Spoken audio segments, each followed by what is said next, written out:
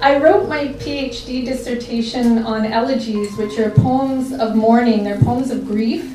And I've always been fascinated by how you grieve for someone or something that isn't dead, that is something that's alive, that's out there, but you don't have access to, that you're always imagining and constantly recreating in your mind.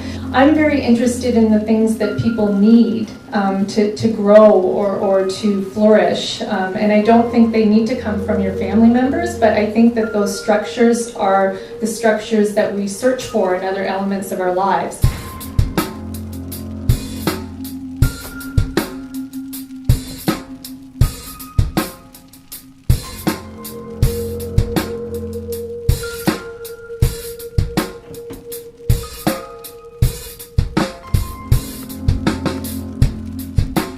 My father worked for the government, for CEDA, which is the Canadian International Development Agency, and when he was on one of his development trips in Antigua, he was in a sailboat accident where he swallowed contaminated water, and the water attacked his immune system ruthlessly, and he became a quadriplegic within about 48 hours.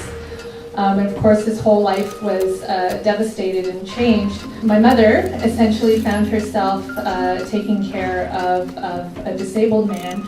It was not how she imagined her life. She had very, very big dreams.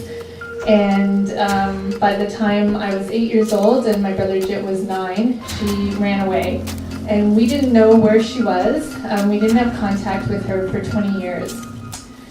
I found her by accident on the internet. So I clicked on it, and it was the personal website of my mother. And there were pictures of my brother and I on it, and there was all kinds of other information on it. I did contact my mother, and she said to come to Brazil and to meet her. And so this book takes place over that 10-day trip of me meeting my mother after 20 years and also meeting this whole other Brazilian side of my family.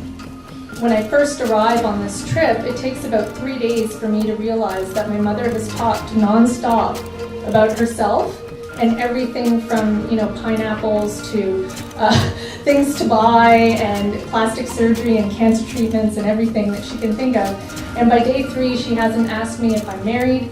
She hasn't asked me if I have any kids. She hasn't asked me what I've done my dissertation on, anything.